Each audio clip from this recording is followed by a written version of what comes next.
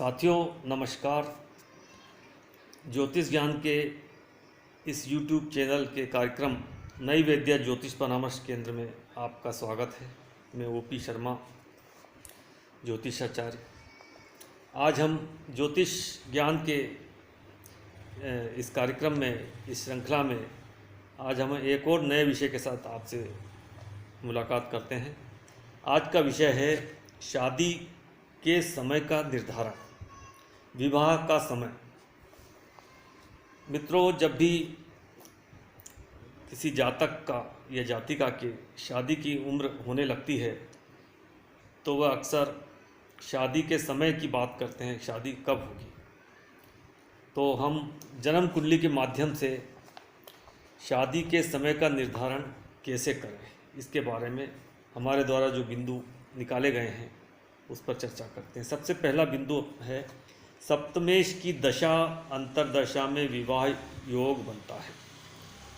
जन्म कुंडली का जो सप्तम भाव होता है उसका जो स्वामी होता है उसकी जब दशा आती है या अंतरदशा आती है, महादशा या अंतरदशा, महादशा अगर दूसरी किसी चल रही है तो अंतरदशा में विवाह का योग बनता है, बशर्ते उम्र विवाह योग होना चाहिए।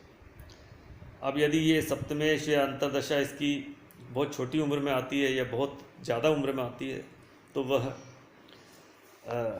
ठीक नहीं है, उस समय विवाह नहीं हो सकता। शादी की जो उम्र होती है जनरली 20 वर्ष से लेकर 40 वर्ष तक की जनरली मानी जाती है, 35 वर्ष या तो उसी समय यदि ये जो सप्तमेश की महादशा या सप्तमेश की अंतरदशा आती है तो उसको हम शादी का योग, शादी का या विवाह योग बोल सकते हैं। इसके बाद हम सप्तम भाव में बैठे हुए ग्रहों की दशा अंतरदशा में विवाह योग बनता है। अभी हमने सप्तमेश की बात की, सप्तम भाव के स्वामी की। अब सप्तम भाव में बैठे जो भी ग्रह है, अगर ज़्यादा ग्रह बैठे हैं तो जो बली ग्रह है उसकी महादशा या अंतरदशा में विवाह का योग बनता है। तीसरा बिंदु, हम सप्तमेश के सप्तम भाव का जो स्वामी है, मित्रों जैसे कि जन्म कुंडली में हर भाव में जो अंक पड़े रहते हैं वो अंक राशि होती है और उस राशि का कोई स्वामी होता है। और इसी प्रकार सप्तम भाव जो लग्न से जो उदित होती है पूर्व दिशा में, कुंडली में सबसे ऊपर जो भाव होता है, जो खाना होता है वह लग्न होता है। उससे जब उसको मिला के जब 7 खाने गिनते हैं तो सप्तम भाव होता है।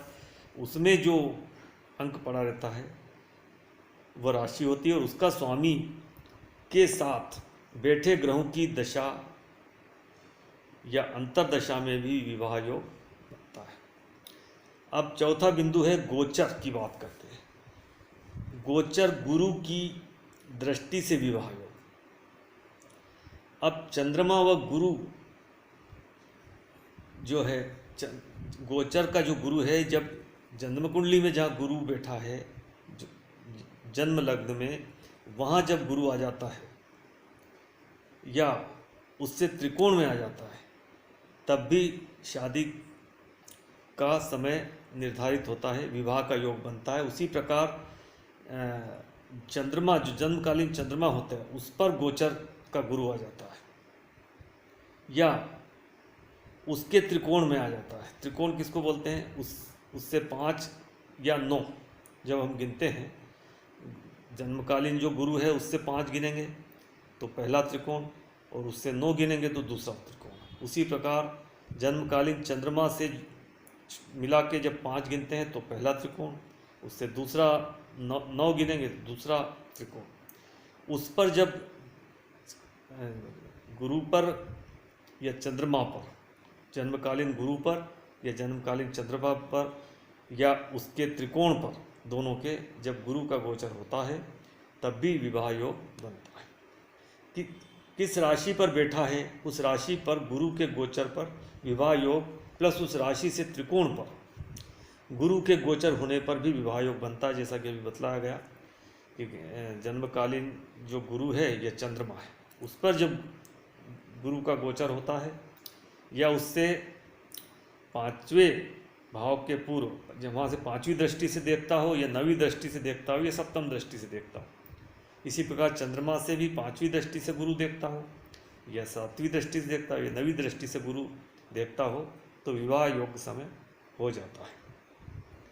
अब हम अगले बिंदु की बात करते हैं।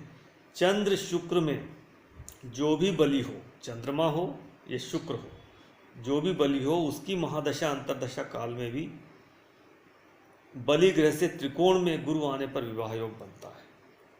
चंद्रमा या शुक्र में जो बलि कैसे भी जानते हैं, यदि चंद्रमा पाप ग्रहों से ग्रस्त युत हो या चंद्रमा नीच का हो, अस्त हो, तो या कृष्ण पक्ष का चंद्रमा हो, जैसे शुक्ल पक्ष से सातवीं सप्तमी से लेकर कृष्ण पक्ष की सप्तमी अष्टमी तक चंद्रमा जो है वो बलि होता है।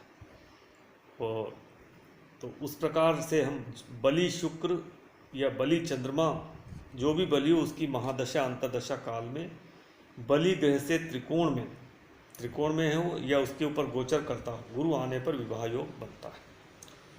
चंद्र पाप ग्रहों से ग्रस्त शुक्ल पक्ष में सप्तमी से कृष्ण पक्ष की अष्टमी तक चंद्र बलि होता है। अब अगला बिंदु, द्वितीय भाव का स्वामी अर्थात द्वितीय जिस राशि में बैठा हो, द्वितीय भाव का स्वामी अर्थात द्वितीय भाव का स्वामी लग्न से जो दूसरा भाव है उसमें जो अंक पड़ा होता है वह राशि होती है। उस राशि का स्वामी जहाँ भी बैठा हो, उस राशि के स्वामी की दशा यदि द्वितीय में ही हो तो उसी की दशा में और अंतरदशा में विवाह योग बनता है। अगला बिंदु है शुक्र चंद्र लग्न से सप्तमाधिपति की दशा में विवाह योग बनता है। शुक्र चंद्र लग्न ये तीन है। शुक्र से सप्तम भाव में, चंद्र से सप्तम भाव में, लग्न से सप्तमाधिपति, शुक्र का से जो सप्तम राशि है उसका अधिपति, चंद्र से जो सप्तम है सप्तमाधिपति या लग्न से जो सप्तमाधिपति है उसकी दशा में भी विवाह योग बनता है। सप्तमेश में नवमेश की अंतरदशा, सप्तमेश सप्तम भाव का स्वामी और नवम भाव उसके अंतरदशा में विवाह, सप्तमेश में नवमेश की अंतरदशा, सप्तमेश की अंतरदशा ये सप्तमेश की महादशा और नवमेश की अंतरदशा हो तब भी विवाह योग बनता है। अगला है सप्तम में व सप्तमेश से, सप्तम में कोई ग्रह देखता हो, सप्तम भाव को कोई ग्रह देखता हो, ये सप्तमेश जिसको देखता हो, सप्तमेश से दृष्ट ग्रह सप्तम भाव में कोई ग्रह देख रहा हो उसकी दशा, एवं सप्तमेश जिसको देख रहा हो वो ग्रह की दशा में भी विवाह योग बनता है। इसके बाद शुक्र के नक्षत्राधिपति की दशा में विवाह होता है। शुक्र जिस नक्षत्र, हर कोई ग्रह जो होता है किसी न किसी नक्षत्र में बैठता है, इसी प्रकार शुक्र जिस नक्षत्र में बैठा है उसकी दशा अंतरदशा में भी विवाह योग बनता है। इसी प्रकार हमको नवांश कुंडली में भी ये सब देखना चाहिए। अब कुछ और मैं बतला देता हूँ। द्वितीय भाव में बैठे ग्रह व द्वितीयेश की महादशा अंतरदशा, द्वितीय भाव में बैठे ग्रह एवं द्वितीयेश की दशा अंतरदशा में भी विवाह योग बनता है। इसी प्रकार द्वादश भाव में बैठे ग्रह एवं द्वादशेश की महादशा अंतरदशा में भी विवाह योग बनता है। फिर त्रिकोण भाव मतलब लगन पंचम एवं नवम भाव में बैठे ग्रह एवं लग्नेश पंचमेश एवं नवमेश की दशा एवं अंतरदशा में भी विवाह योग बनता है। राहु की जब महादशा आती है, राहु की महादशा या अंतरदशा में भी विवाह योग बनता है। राहु को ब्याहु कहते हैं, राहु भी ब्याह कराता है, विवाह होता है। अब इसके बाद सप्तमेश के मित्र ग्रहों की दशाएं जो सप्तम भाव सप्तमेश शुक्र के साथ बैठे हों, सप्तमेश के मित्र ग्रहों की दशाएं जो सप्तम भाव में बैठे हों या सप्तमेश या शुक्र के साथ बैठे हों, सप्तम भाव में बैठे हों, वो सप्तमेश के मित्र ग्रह कहाँ बैठेंगे, सप्तम भाव में बैठे हों या सप्तमेश के साथ बैठे हों या शुक्र के साथ बैठे हों, तो उनकी दशा अंतरदशाओं में भी विवाह योग बनता है। लगन में बैठे ग्रह व लग्नेश की दशा में भी विवाह योग बनता है। शुक्र व गुरु की दशा अंतर्दशा में भी विवाह योग बनता है। तो इस तरह से किसी भी जातक की जन्म कुंडली देखकर हम विवाह का समय जो है वो निर्धारित कर सकते हैं। काफ़ी विस्तृत रूप से विवाह का समय, योग, काल बताने का प्रयास किया गया है। उम्मीद करता हूँ आपको ये वीडियो पसंद आया होगा। आया हो तो वीडियो लाइक कीजिए, शेयर कीजिए एवं चैनल को सब्सक्राइब करने की कृपा कीजिए। धन्यवाद।